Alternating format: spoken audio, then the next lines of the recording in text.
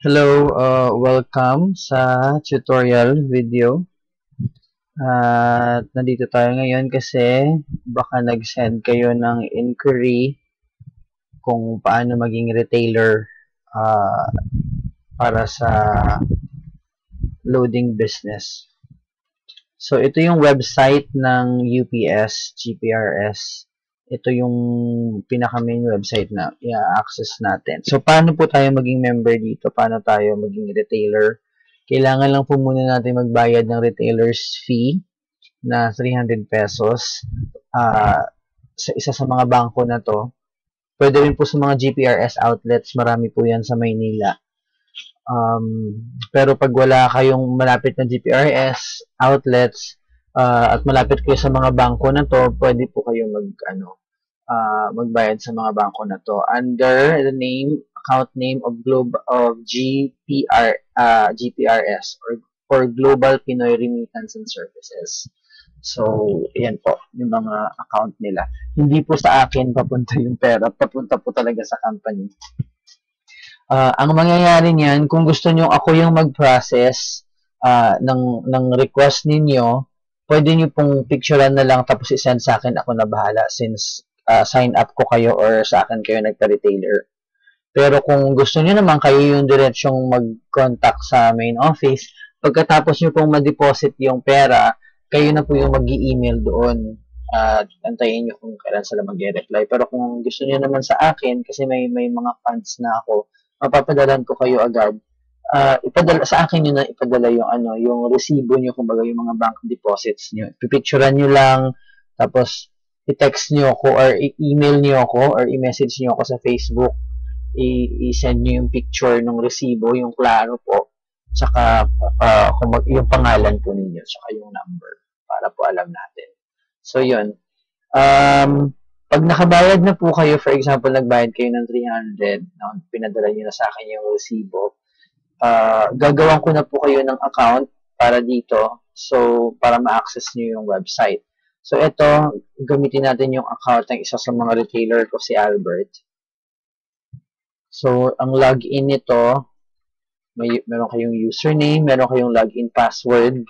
Bali, dalawang klaseng password po to. Isang login, saka isang transaction password. Yung transaction po, every time na may transaction kayong gagawin, yun po ang gagamitin. So, ngayon, ito CAPTCHA. Every time na magla-login kayo sa website, meron pong CAPTCHA for added security. CAPTCHA po ang tawag dito. So, ito na, magla-login tayo sa site. Pag nakapasok na po tayo, makikita nyo, ayan, loading yung account po ninyo, nandyan po yung account information ninyo. For loading, ito po, pwede po tayong mag-load actually sa Singapore. Pwede rin po tayong mag-load sa Dubai. Ito po yung mga local telecom sa Dubai. Tapos, pwede tayong mag-load ng mga game cards, mga prepaid cards, pwede po yan. Regular load, para dun sa mga load na tig 10 pesos, 15, 20, ano pa ba? 30, 50, 100, 150, 300, 500, yun, sa regular load. Special load, ito po yung kagandahan. Pag special load po, pag lalagay lang yung number dyan, tapos hindi na tayo maglalagay ng mga codes. Pipiliin na lang natin, and nasa drop down menu na po. Piliin nyo na lang, hindi nyo na po ilalagay, hindi na kayo magkakabisado. Tapos dito po nilalagay yung transaction password, yung sinasabi ko sa inyo, isang password. So, hindi po basta-bastang may pwedeng gumamit ng account ninyo. So, ito po, ang kagandahan po nito, maliban po sa online, halimbawa, wala kayong internet connection, same, meron po tayong application sa phone. For example, naka-Android kayo, or naka-iPhone kayo, pwede nyo pong i-download yun sa Play Store or sa App Store ng iPhone, yung UPS GPRS. Kailangan nyo lang hanapin Unified Products and Services. Makikita nyo na yung logo natin. Itong logo na to.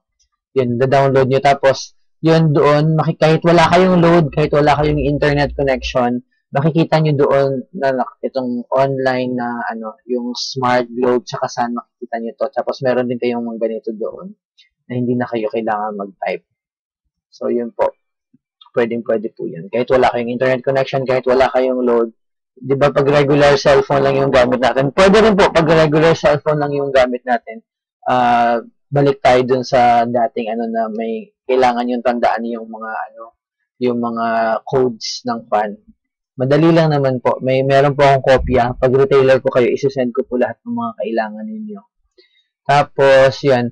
Ang kagandahan nito, kasi lahat po ng transactions, nakikita agad. Nakikita natin dito sa ilalim. First 10 transactions in 7 days yata or 10 days. So, nandito lang po yun. Malalaman nyo kung successful or failed. Pag failed po yung nakalagay dito, automatic po yun ng system, i-roll back, ibabalik po sa inyo. Halimbawa, na ibawas ng system, no? Ibabalik po yun ng system sa atin agad-agad. Pag, ako never pa ako naka-experience actually na yung nag-failed siya tapos hindi binalik. May mga times na nag-failed tapos talagang binabalik ng system. Hindi pa ako naka-experience na hindi binalik ng system. Tapos, ano pa ba?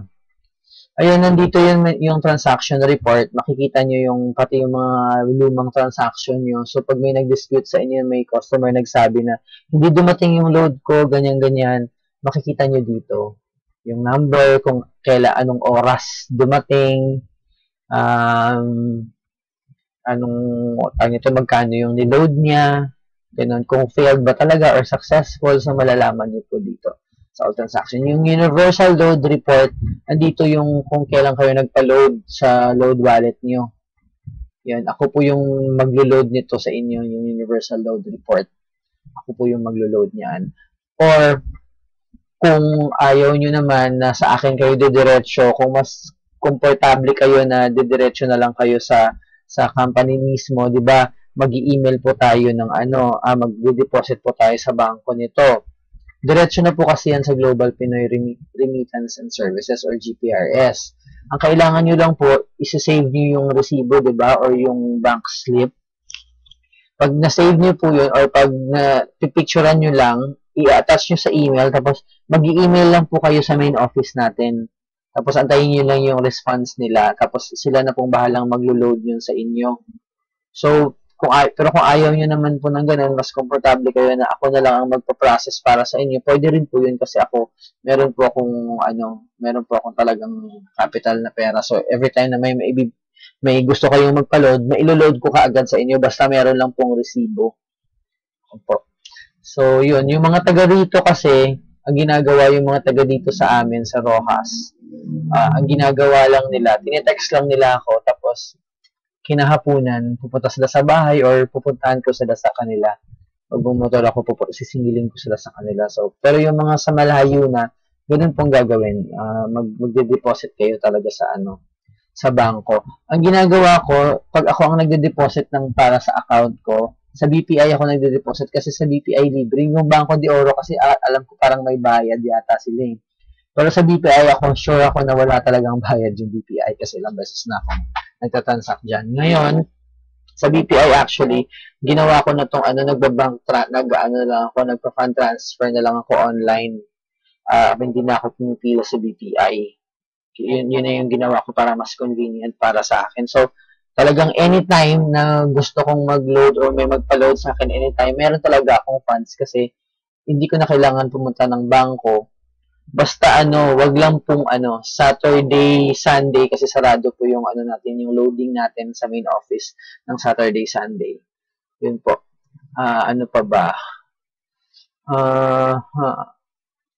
Yun.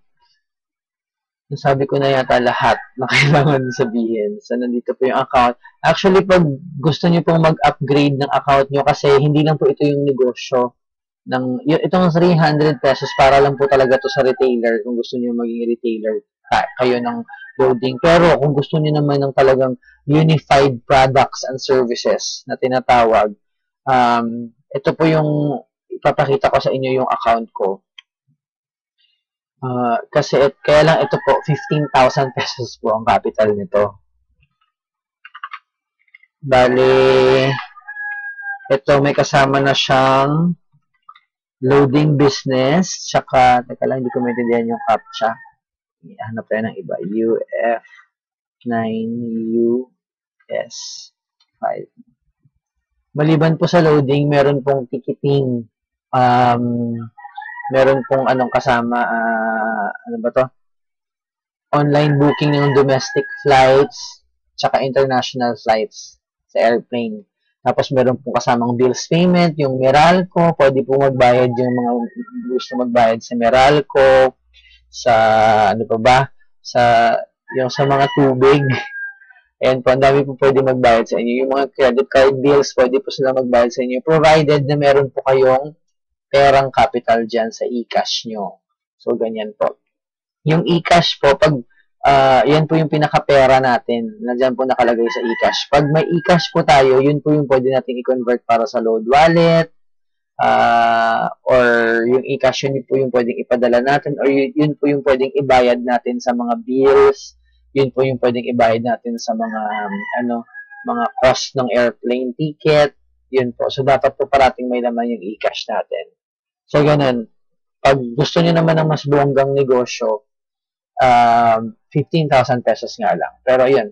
Balik tayo sa retailer lang. So, 300 pesos muna. Just in case na magustuhan niyo yung product, pwede naman kayong magsabi sa akin anytime kung gusto niyo magpa-upgrade. At i-upgrade natin po yan. Tapos, yung system po natin, yung company po natin, meron po tayong online customer service po. 24 hours po yan. Palitan sila sa Yahoo Messenger nga lang po. So, ayan o. Ito po yung mga naka-online. Kung may Yahoo Messenger kayo, pwede nyo pong kausapin ng mga yan. Kung may mga hindi kayo naiintindihan, may mga gusto kayong malaman, nandyan po yan. Tapos, ano pa ba? Yan lang po. So, lahat po ng mga kailangan yung information, ipapadala ko po sa inyo through email. Isisend ko po sa inyo kung may mga tanong kayo, i-email back nyo lang ako, sasagutin ko kayo as fast as I could. Yun po. Okay. Thank you so much. Sana po naintindihan nyo. Kung may mga tanong po kayo tungkol sa video na to, email nyo lang po ako or message nyo ako sa Facebook kung naka-add na po ako sa Facebook. Thank you. Sana ba ang pagpatay nito?